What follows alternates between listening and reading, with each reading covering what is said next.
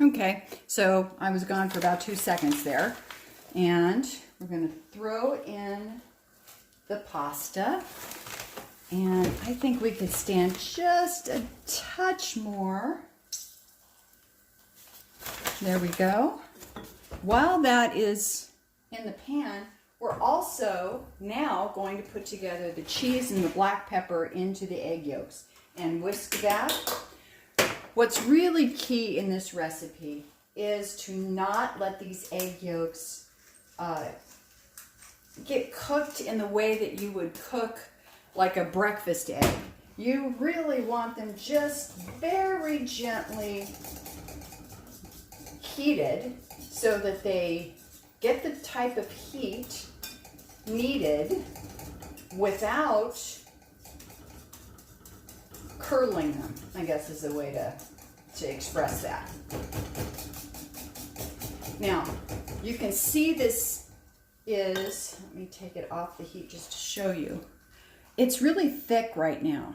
And as we know, we're going to need to thin it out. We will use the pasta water to thin it out a little bit. And that's that technique that some chefs use with a lot of different sauces, and other chefs kind of frown on it. So this would be a technique we would use in particular or specifically for carbonara, but not necessarily with some of the other sauces that we've got. So I think this is looking good. I'm going to take it off the heat. I'm going to let this pasta get just a little further along. And you can see the guanciale is turning translucent and it's releasing some of that flavorful fat. It's not all the way where we need it, so we're going to let it continue and just have a few more minutes to go and it will completely come together.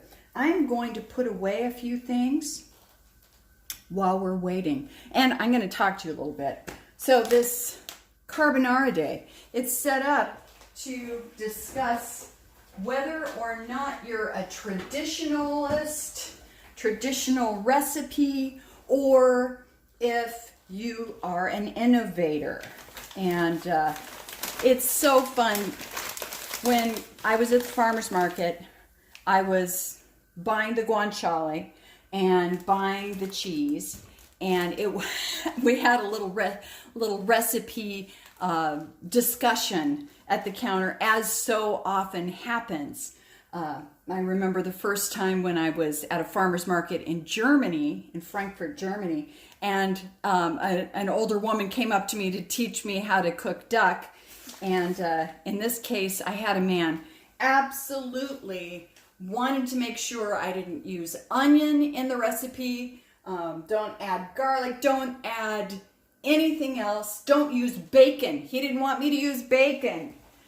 He wanted only guanciale. You know, he's not even eating over here. But yeah, so he was taking his recipe very seriously. So I ran through the ingredients with him just to make sure. I said, spaghetti, and he's like, yes, pasta all'uovo, which, you know, pasta made with eggs, spaghetti. This is starting to boil. We don't want that. So we've got to turn this way down and get the lid off.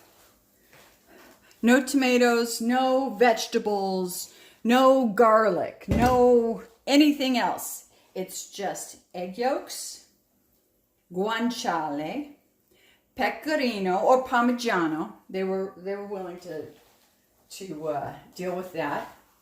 Okay, we have got to get the spaghetti out right now. Yeah, but no innovations. This was supposed to be a very simple. Get this heated up just a smidge. And here's the other trick and technique with this. So we've got the bowl. This out. Now, you don't drain the spaghetti. You take it out with the pasta water on it, throw that in here.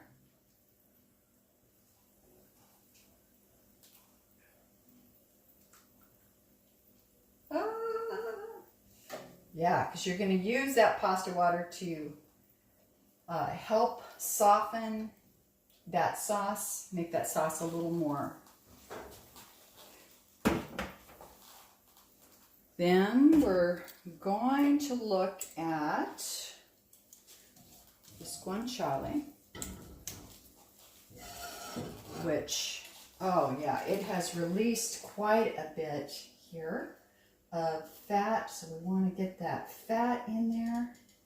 But I still want to cook the guanciale a little bit more. I really like all of my pork to be cooked well beyond just releasing the fat. I kind of like a little bit of crisp and a little crunch on my pork, so I'm going to go ahead and let this go a little bit longer. Turn the heat up just a smidge. Boy, really have to keep an eye on the heat. Now I'm going to mix this the way it is and see if it needs more pasta water.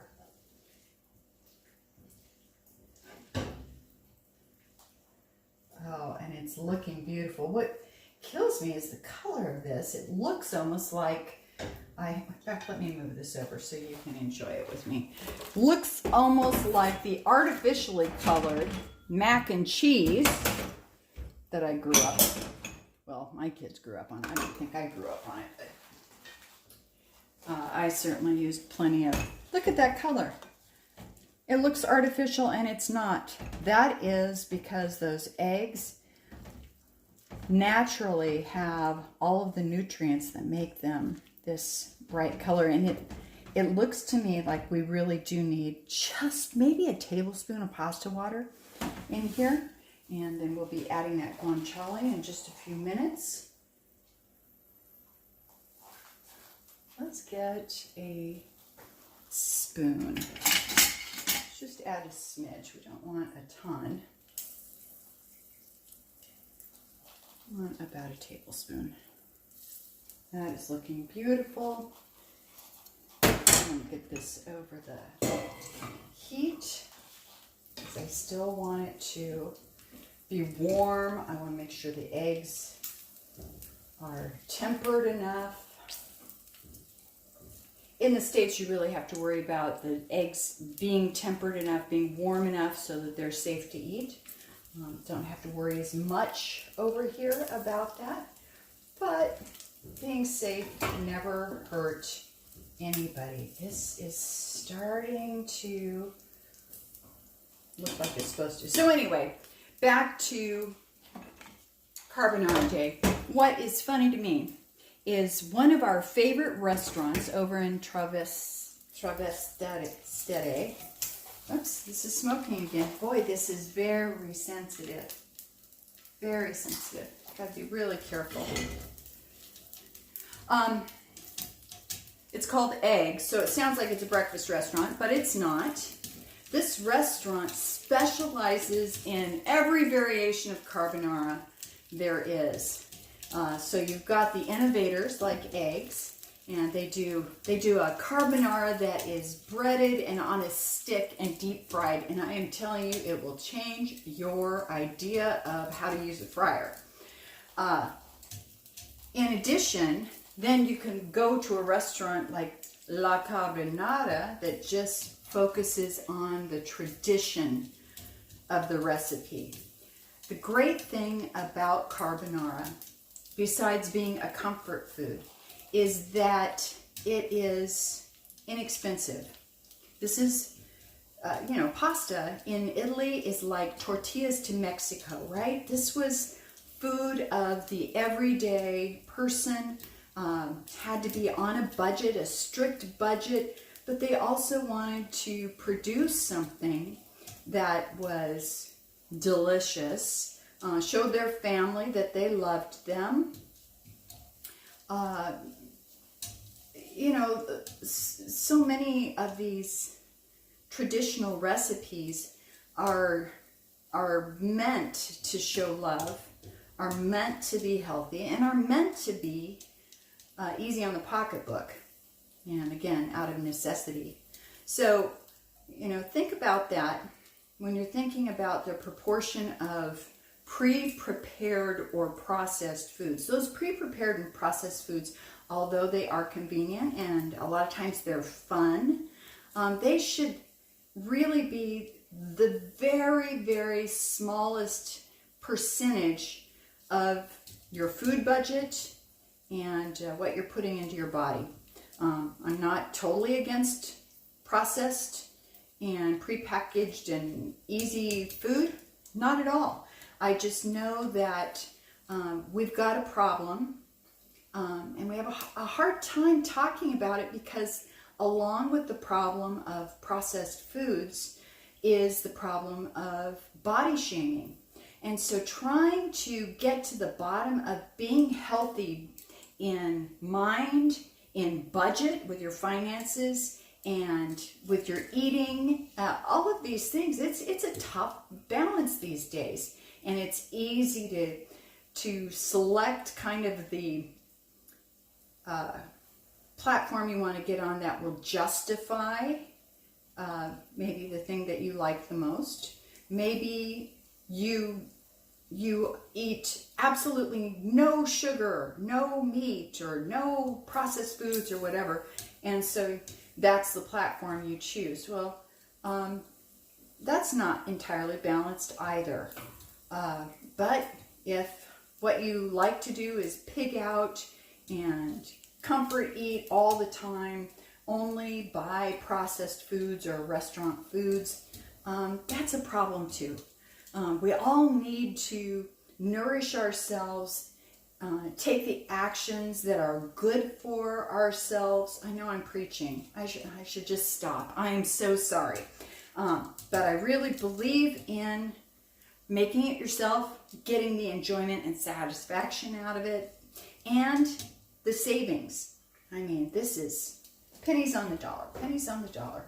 All right, I'm going to add this to our carbonara that's been warm on the boiler. We'll get a little bit more fat in there, which again, imbalance, people, imbalance. We don't want this every day. Look at how beautiful it is even before I mix it up. Yeah, and this is our lunch for today. Happy Carbonara Day. I hope you take some time to make this very lovely traditional dish with history that really shows Rome for yourself. And I'm going to plate this for me and my husband and finish it off with a little Parmesan. And that's what I have for you from my little Italian kitchen. Ciao. All right.